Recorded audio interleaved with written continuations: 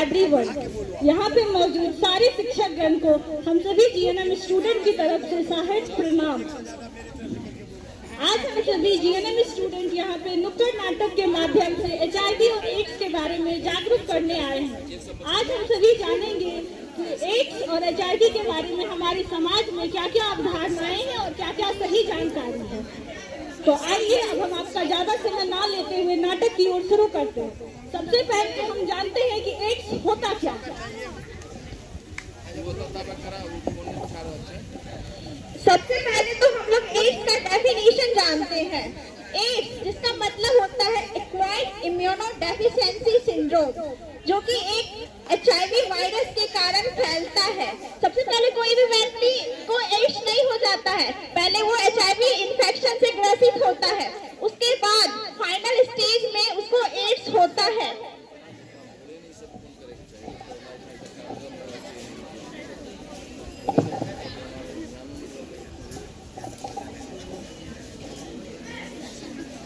नमस्कार, आप सभी का हेल्थ चैनल में स्वागत है। आज मैं नेहानंद आप लोगों के बीच जानेंगे कि एड्स क्या है और किस तरीके से फैलता है और इसके लक्षण क्या हैं, किन तरीकों से इसकी रोकथाम की जा सकती है और हम इससे बचाव किस किस तरीके से कर सकते हैं और एड्स किस तरीके से हम लोग। रिमोट लाओ, बंद करो इसे। क्या कुछ से कुछ देखते रहो, एड्स पेज कुछ नहीं होता, जाके पढ़ाई करो तुम। मम्मी देखने दो ना, देखेंगे तभी तो सीखेंगे ना। कुछ नहीं होता, बोला ना मैंने, जाओ पढ़ाई करो। तो देखा आपने, ये है हमारी आजकल की पीढ़ी, जो जहाँ तकनीक इतनी ऊंचाइयों से बढ़ रही है, लेकिन फिर भी आजकल का समाज एड्स के बारे में बात करने में और उसके बारे में जानने से भी घृणा करता है।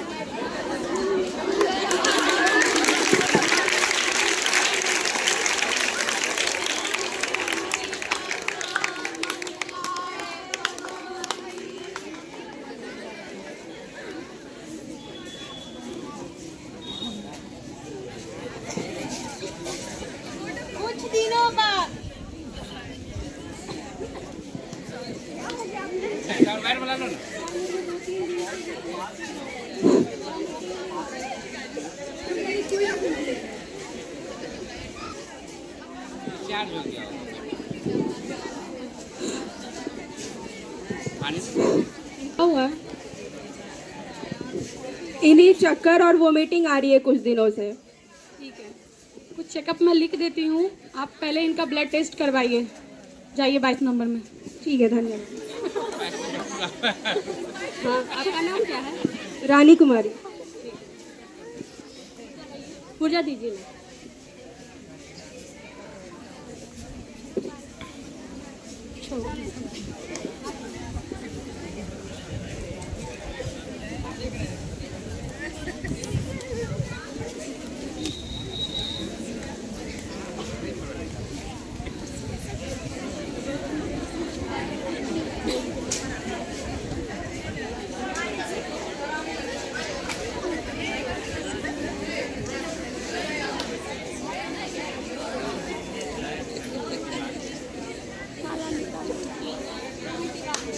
ठीक है,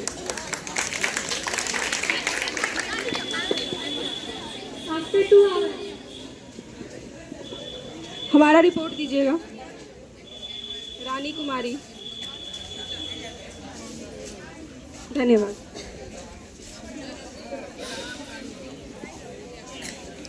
ये रहा हमारा रिपोर्ट, देख लीजिए। आप तो प्रेग्नेंट हैं और आपको HIV हुआ है। HIV? ये ऐसा हो ही नहीं सकता है। नए नए कुर्सी पे आके बैठ जाते हैं डॉक्टर लोग और बोलते हैं कि HIV और एड्स पता नहीं कौन कौन सी बीमारी हो गई है। चलो यहाँ से दूसरी जगह दिखाएंगे।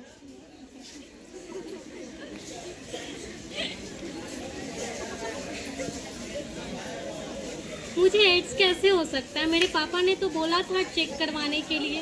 पक्का आपसे हुआ होगा। मुझसे कैसे होगा? ये सब ना तुम्हारी ही गलती है, ठीक है? तुम ही इधर उधर घूमती रहती होगी और तुम्हारे ही कारण ये सब हुआ है। पर आपका क्या भरोसा? आप तो कहीं भी जाते हैं, कुछ भी कर सकते हैं। ये मेरे कारण नहीं हुआ है। कल मुही निकल जाओ मेरे घर से। तुम कहीं भी जाओ, उससे मुझे मतलब नहीं है। निकल जाओ मेरे घर से।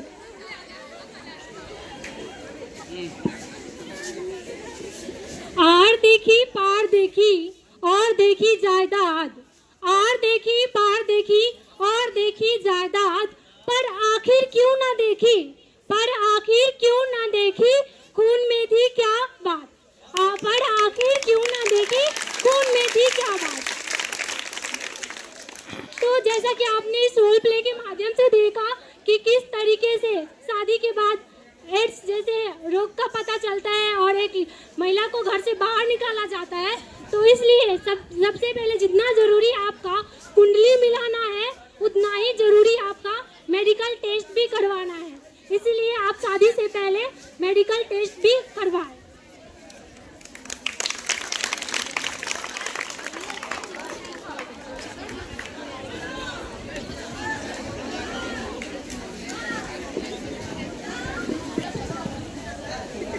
हेलो फ्रेंड, कैसे हो तुम? ठीक है फ्रेंड, अपना बताओ कैसी हो? मैं भी ठीक हूँ। चलो चलो, तुम्हारे लिए ये बहुत अच्छा क्वालिटी का सीक्रेट लाया हूँ। चलो पियो। फोन दो। रुको, सिर्फ हम दोनों में मजा नहीं आ रहा है। मैं ना वो दोनों को भी फोन करके बुलाता हूँ।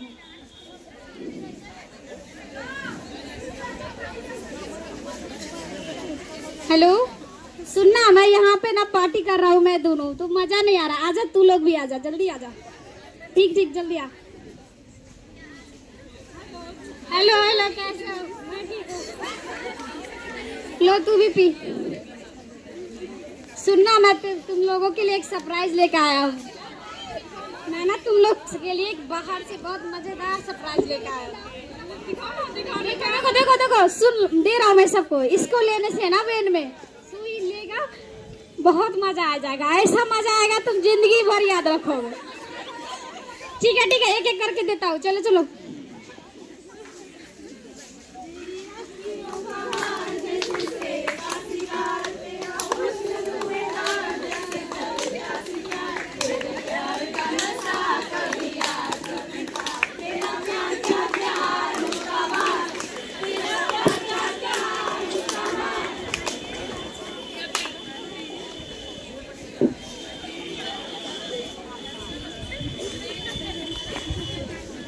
कुछ समय बाद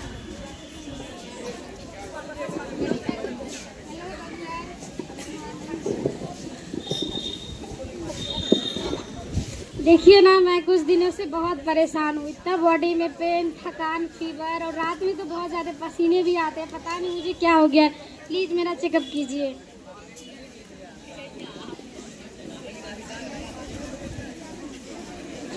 अपना पहले ब्लड टेस्ट करवा लीजिए, जाइए 22 नंबर में। Thank you doctor. मेरा नाम मनोज है।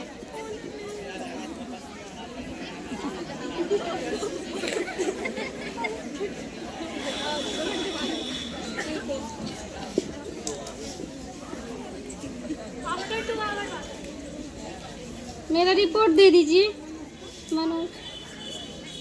ठीक है, थैंक यू। लीजिए डॉक्टर साहब, देखिए क्या हुआ मेरे रिपोर्ट में। क्या डॉक्टर कुछ भी बोल दे रहे हैं क्या? ऐसे मैं HIV कैसे पॉजिटिव हो जाऊंगा? मतलब आपको कुछ पता है कि नहीं? कुछ ऐसे बैठ गए चेयर पे। सही, लाइए मेरा रिपोर्ट। से कुछ बोल दे रहते हैं, पता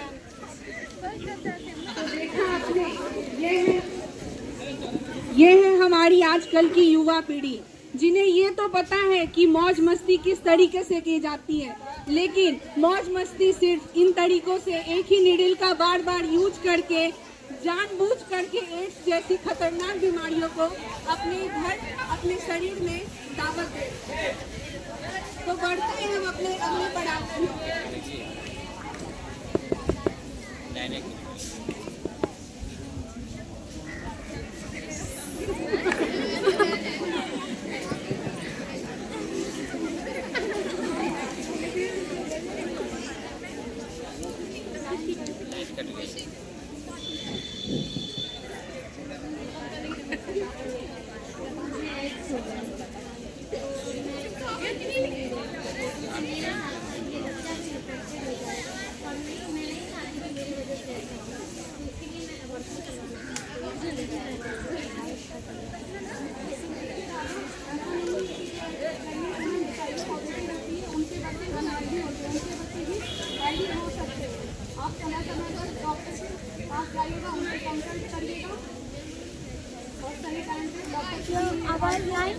लाइन कट गई है बेटा, इसलिए मैं तो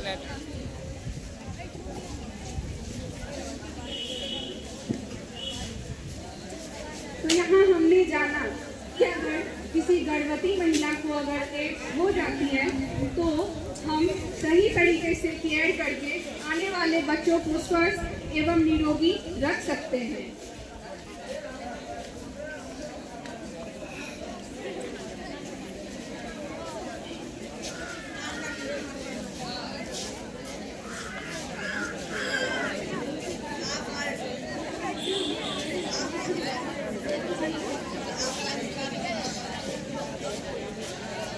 ठीक है, बैठिए, सभी मैं कर देता हूँ आपको।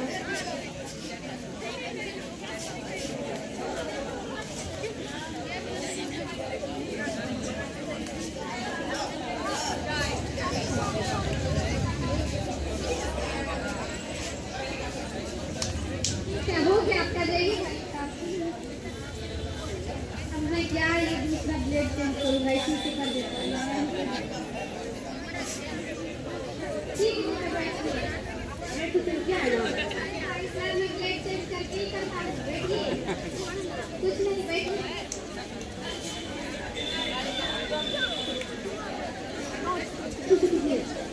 सॉरी, थोड़ा सा नहीं लगा है, लेकिन नहीं लगा दे रहा हूँ। ठीक है, हो गया।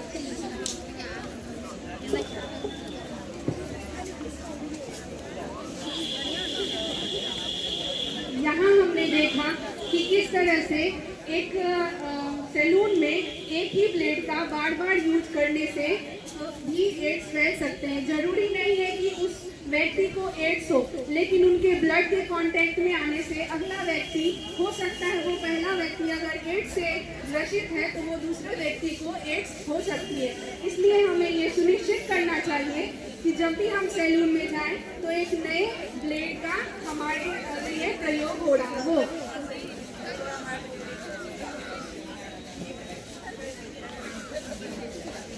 जैसे कि हम लोगों ने भी देखा कि एक सीधी कारणों से हो रहा है। हमने जैसे हमारे बॉडी में जब HIV वायरस एंटर करता है तो हमारी बॉडी को एड्स होता है। उनके कुछ सिम्टम्स भी दिखाई देते हैं, जैसे कि गले में खराश होना, सिर दर्द होना, फीवर होना, वीकनेस होना, इम्यूनिटी का कमजोर हो जाना, ये सब कॉमन लक्षण होते हैं। जैसे धीरे धीरे वायरस का प्रभाव बढ़ते जाता है हमारी बॉडी को, तो ये गंभीर होते जाता है और एड्स के साथ साथ और भी बहुत सारी डिजीज होने के चांसेस होते हैं।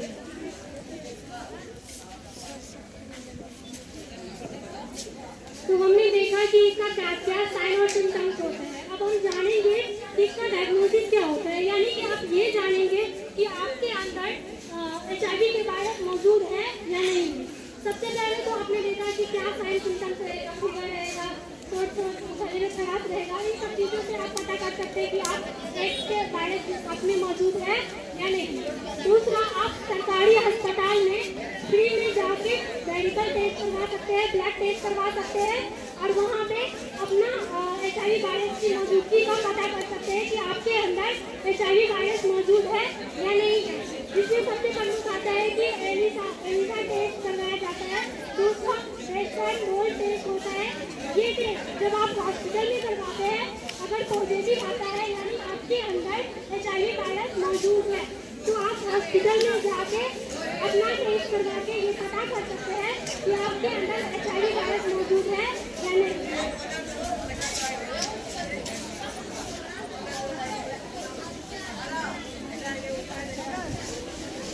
अभी तक आप लोगों ने देखा एड्स क्या है, एड्स कैसे फैलते हैं, एड्स के लक्षण, एड्स का डायग्नोसिस, और अभी हम जानते हैं एड्स की ट्रीटमेंट।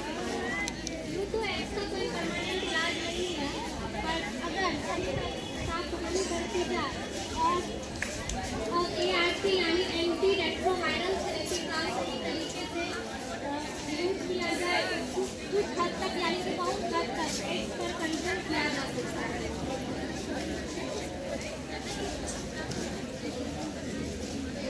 यहाँ पे लिखा हुआ है एक पोस्टर में, गए पिया परदेश कमाने एड्स न लेकर आए, पर नारी से बचे पिया तो घर में एड्स कभी न सताए। इसका मतलब ये हुआ कि कोई भी अगर जेंट्स है तो उन्हें अपने पार्टनर के प्रति वफादार होना चाहिए, और अगर वो सेक्सुअल इंटरकोर्स अगर वो करते भी हैं तो उसको कॉन्डम का यूज जरूर करना चाहिए। अब हम आप लोगों को बताते हैं कि एड्स का प्रिवेंशन कैसे करेंगे। जो कि आप लोगों को पता है कि एड्स लाइलाज है, इनका कोई भी इलाज नहीं है, यानी हम इसके प्रिवेंशन पे फोकस करके, इनके बचाव पे फोकस करके हम ये एड्स से बच सकते हैं, खतरनाक बीमारी से। तो सबसे पहले हम ये देखेंगे कि लोगों में अवेयरनेस करके, जो कि हम लोग यहाँ करने के लिए आए हुए हैं, एड्स का सबसे बड़ा फैलने का कारण यही है कि लोग इसके प्रति अवेयरनेस ही नहीं है, उनको पता ही नहीं है कि हम आखिर ऐसा क्या करें जिससे हमको एड्स नहीं हो, वह बस किए जाते हैं। जैसे कि सबसे पहले अनप्रोटेक्टेड सेक्सुअल इंटरकोर्स करने से अगर हम उससे बचेंगे, यानी उस समय हम कॉन्डम का यूज करेंगे तो एड्स नहीं होगा, और अपने अगर लाइफ पार्टनर के प्रति वफादार रहेंगे तो हम एड्स से बचेंगे। और कॉन्डम हमारे डिस्ट्रिक्ट हॉस्पिटल में जो कि निःशुल्क में उपलब्ध है, वहाँ से जाके हम लेंगे।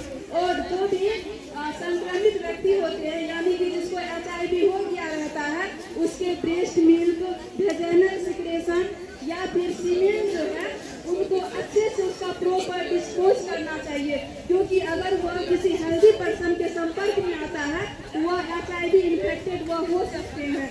अगर जो भी हाई रिस्क वुमेन होती है, जैसे कि जो वेश्यावृत्ति करती है, या फिर जिसके एक से अधिक सेक्सुअल पार्टनर होते हैं, या फिर जिसने बार ड्रग IV के द्वारा, यानी कि भेन के द्वारा उसको बार ड्रग दिया जा रहा हो, या फिर जो प्रेग्नेंट हुई है, उन सबों में HIV होने का ज़्यादा खतरा होता है। तो उन सबों में इसका नियमित रूप से स्क्रीनिंग करना चाहिए, यानी कि HIV का टेस्ट उसका नियमित रूप से करना चाहिए, ताकि उसका हम अर्ली डायग्नोसिस कर सके और उसका अर्ली ट्रीटमेंट कर सके। Thank you.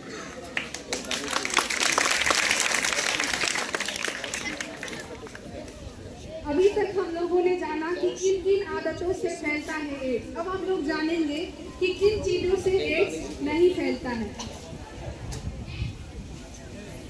हाथ मिलाने से नहीं फैलता है एड्स।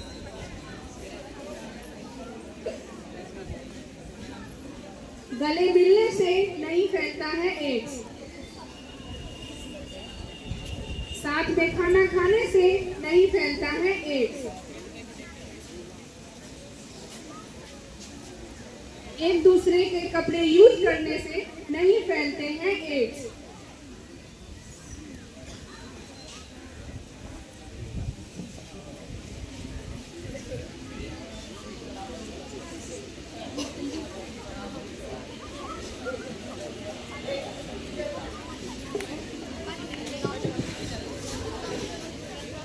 अरे छोटी छोटी बातों पे विचार होना चाहिए, छोटी छोटी बातों पे विचार होना चाहिए, छोटी छोटी बातों पे विचार होना चाहिए, छोटी छोटी बातों पे विचार होना चाहिए, सबको अपने सेहत का ध्यान रखना चाहिए, सबको अपनी सेहत का ध्यान होना चाहिए, ज्यादा हो गरीब हो कोई परेशान होना चाहिए, ज्यादा हो गरीब हो कोई परेशान होना चाहिए, बिना जानकारी के सब बेहाल है, बिना जानकारी के सब बेहाल है, हर चीज का एक समाधान होना चाहिए, हर चीज का एक